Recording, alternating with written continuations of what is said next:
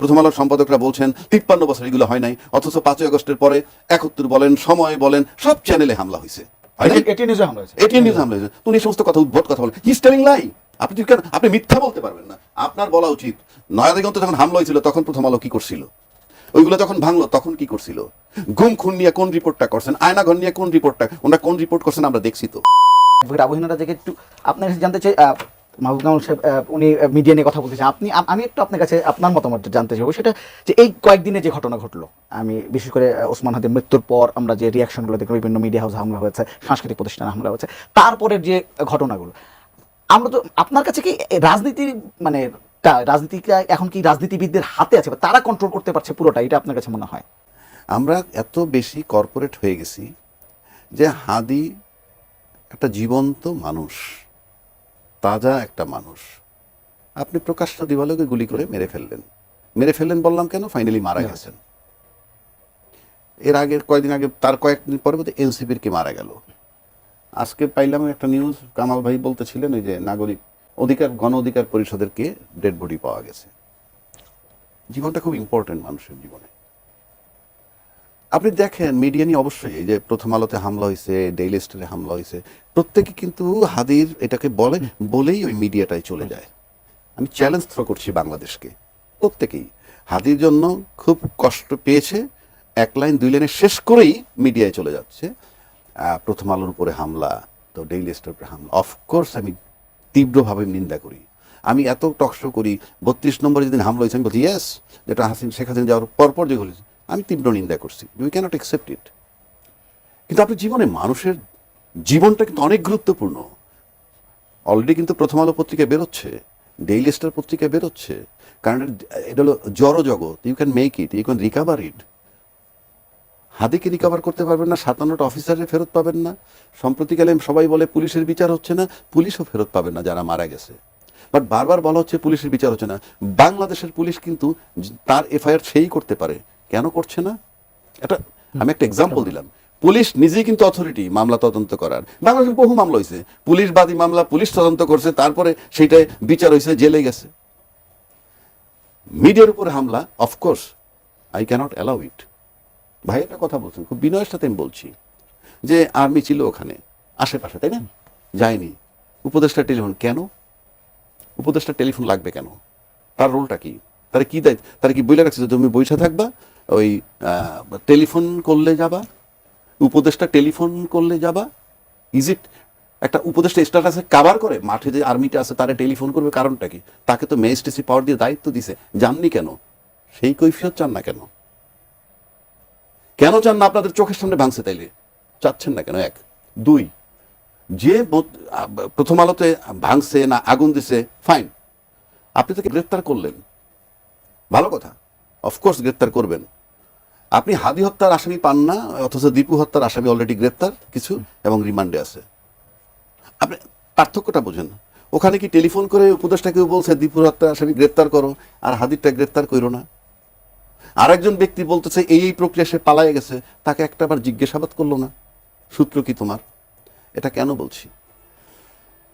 যে আমরা জড় জগৎ নিয়ে খুব বেশি ব্যস্ত, এই সমস্ত লোকের লাইফের কোনো মূল্য নাই, অথচ তার মূল্য রাষ্ট্র দিল, রাষ্ট্রীয় মর্যাদা পতাকা অর্ধনির্মিত থাকলো, ইত্যাদি ইত্যাদি। এখন এই যে মিডিয়া, সেই মিডিয়ার আপনি ওকে ধরে যে গ্রেপ্তার করবেন, জেল দিয়ে দিলেন, এটা কিন্তু চূড়ান্ত নয়। আমি নিশ্চিত করে বলে দিতে পারি যারা ভাঙতে গেছে তারা পারপাস জানে না, কেন ভাঙতে হচ্ছে, কেন আগুন দিচ্ছে, তাদেরকে কেউ ব্যবহার করে, অর্থাৎ কনস্পিরেটর ইজ দেয়ার। তাহলে আপনি প্রথম আপনাকে প্রশ্ন আনতে হবে, হামলা এর আগে কিন্তু নয়াদিগন্ত পত্রিকা অফিস পোড়াইছে, সংগ্রাম অফিসের সম্পাদকরা ঘর থেকে বের করে নিয়ে আসছে, তারপরে প্রথম আলোর, আমি জেনুইনটা বলতে আমার কোনো পক্ষপাতিত্ব নাই, প্রথম আলোর সম্পাদকরা বলছেন 53 বছর এগুলো হয় নাই, অথচ 5ই আগস্টের পরে 71 বলেন, সময় বলেন, সব চ্যানেলে হামলা হয়েছে। এটিএন নিউজে হামলা হয়েছে। এটিএন নিউজে হামলা হয়েছে। তুমি এই সমস্ত কথা উদ্ভট কথা বলেন, হি ইজ টেলিং লাই। আপনি মিথ্যা বলতে পারবেন না। আপনার বলা উচিত নয়াদিগন্তে যখন হামলা হয়েছিল তখন প্রথম আলো কি করছিল, ওইগুলো যখন ভাঙলো তখন কি করছিল, গুম খুন নিয়ে কোন রিপোর্টটা করছেন, আয়নাঘর নিয়ে কোন রিপোর্টটা, ওনারা কোন রিপোর্ট করছেন আমরা দেখছি তো। আমি ভাই ফরগটস, আমি বিরোধিতা করার জন্য বলছি না, আপনাকে যেতে হবে কোন জায়গায়। যে একটা কথা আছে, কয় সৌদি আরবে চুরি করলে হাত কেটে দেয়, নারীর দিকে বাজার দৃষ্টিতে চোখ তুলে দেয়, তাই সৌদি আরবের লোকের হাত নাই, তাদের চোখ নাই, আছে তো।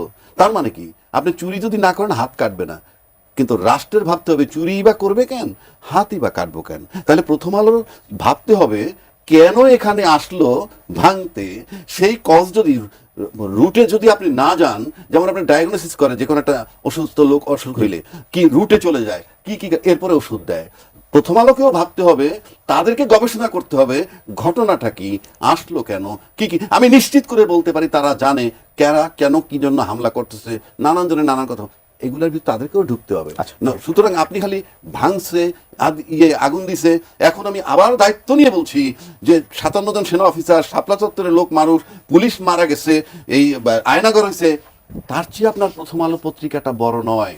জি, আমি একটু মাহবুব কামাল আপনাকে কিছু আচ্ছা, বলবেন? এই রাজীব ভাই যে একটা বলতেছিলেন যে অনেকে জানেই না কেন ওখানে গেছে, বললেন না আপনি? পারপাস জানেন না। যারা গেছে তারা পারপাস জানে না। হ্যাঁ, দেখেন, এটা আমার একটা স্মৃতি মনে পড়লো। এই তাদের যখন পাঠানো হয়। যখন সালমান রুশদির যে স্যাটানিক ভার্সেস নিয়ে যখন কথা উঠলো, তখন আমাদের জায়জাদিন অফিস ছিল, তো বেলুড়ে একটা মিছিল যাচ্ছে, সালমান রুশদির ফাঁসি চাই, সালমান রুশদির ফাঁসি চাই। তো আমি একটা মিছিল থেকে একটা ছেলেকে ডাক দিলাম, আমি বললাম, আচ্ছা সালমান রুশদি কি করছে, হ্যাঁ বলেন তো দেখি। তো বলে যে এটা কি বলে যে মহানবীকে এই করছে ইত্যাদি। তার মানে কোথায় কি বলছে, এটা স্যাটানিক ভার্সেসটা কি? সে স্যাটানিক ভার্সেস নামই শুনে নাই, এইটা গল্প উপন্যাস না কবিতা কিছু জানে না, খালি জানে যে আল্লাহকে ই করছে, আমাদের নবীকে ইয়ে করছে, কিছু জানে না সে। তো এখন দেখেন, এই যে যারা যায় আর কি, যারা এই যে হুজুগে যারা যাচ্ছে আর কি, মাস্টার মাইন্ড থাকে, কিন্তু অধিকাংশ কিন্তু জানেই না যে তারা কি করতে যাচ্ছে। That is the thing. অধিকাংশ জানেই না যে তারা আসলে কত গুরুতর অপরাধ করতে যাচ্ছে। হ্যাঁ, সব ক্ষেত্রে দেখবেন। এবং আমাদের এখানে কি ওই যে পঙ্গপালের মতো ছুটে আর কি, এবং আপনি তাকে বিচার করলেও কিন্তু ওই পদ্ধতি নষ্ট হবে না, আবার somebody will go। এই একটা মানে দুর্ভাগ্য, মানে এত বেশি মূর্খতা, এত বেশি অজ্ঞতা, এত বেশি মানে কি বলবো আর। কিন্তু মাহবুব কামাল, যারা হামলাটা করছে, হামলা যে যেখানে হচ্ছে, মানে যারা করাচ্ছে তাদের পারপাসটা সে দুটো আমি বলি নিঃসন্দেহে এই আগুন দেওয়া এবং ওখানে কর্মীদেরকে মেরে ফেলাও একটা উদ্দেশ্য থাকতে পারে, কারণ হয়তো ভিতরে থাকা অবস্থায় আগুন দেওয়া মানে কি, যদি আপনি ওদেরকে মানে প্রাণে বাঁচাতে চান তাহলে তো ওদেরকে বের করে দিয়ে আপনারা আগুন দিবেন, তাই না? ওরা ভেতরে ছিল আগুন দিছে, তো এটা নিঃসন্দেহে একেবারে জঘন্যতম কাজ। কিন্তু কথাটা হচ্ছে, মানে প্রথম আলো কিংবা আমাদের মিডিয়া কি তাদের সঠিক রোল প্লে করতে পারছে কিনা, এটা কিন্তু একটা মৌলিক প্রশ্ন। মিডিয়া রিয়েলি তাদের মানে রোল প্লে করতে পারছে না। আমি অনেক ঘেটে ঘুরে দেখছি আমাদের মিডিয়ার 4টা বড় দুর্বলতা আছে, বাই অ্যান্ড লার্জ, হ্যাঁ সবাই না। কিরকম? এক নম্বরটা হচ্ছে, এইখানে ম্যাক্সিমাম মিডিয়া আপনার ফ্যাক্টস নির্ভর জার্নালিজম করছে না, কমেন্টস নির্ভর জার্নালিজম করছে, ঠিক আছে, মন্তব্য নির্ভর। 2 নম্বর হচ্ছে এক ধরনের সেন্সেশনালাইজেশন চলতেছে, একটা ছোট জিনিসকে সেন্সেশনালাইজ করে মানুষের আবেগকে উস্কে দেওয়া, মানুষকে কি বলে উত্তেজিত করা, এটা চলতেছে আর কি। হ্যাঁ, ছোট জিনিস হয়তো ধরেন যে এটা ট্রিটমেন্ট অত বেশি বড় হওয়ার কথা না, কিন্তু এটাকে ফুলায় ফাঁপায় ব্লো আপ করে এটাকে বড় করা হচ্ছে ইত্যাদি। তো এই সেন্সেশনালাইজেশনের মধ্যে পড়ে অনেকেই আপনার আবেগতাড়িত হয়ে নানা রকম কর্মকাণ্ডে জড়িত হয়ে পড়ছে। 3 নম্বরটা হচ্ছে, মিডিয়া আমাদের বাই অ্যান্ড লার্জ আপনার পলিটিক্যালি বায়াস হয়ে যাচ্ছে, ঠিক আছে। আপনার এক একটা পত্রিকায় হয়তো তারা একটা বিশেষ পলিটিক্সকে পার্সিউ করতে চায়, এটা কোনোভাবেই হওয়া উচিত না, কোনোভাবেই হওয়া উচিত না। একদম টোটালি নিউট্রালিটি বজায় না রাখলে ওইটা কোনো নিউজ পেপারই না, এটা একটা পলিটিক্যাল বায়াস আছে। আর 4 নম্বরটা হচ্ছে, আমাদের মিডিয়াতে অবজেক্টিভিটি বলতে কিছু নাই, সব সাবজেক্টিভিটি।